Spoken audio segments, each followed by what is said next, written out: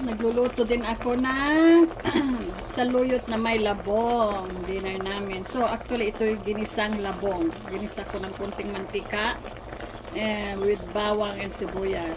Pero, bago yan lahat, binold ko muna ng almost 1 hour yung labong. Kasi, di ba matigas. Hindi naman guys, sa Pinas na, ano, di ba? Iba naman yung fresh.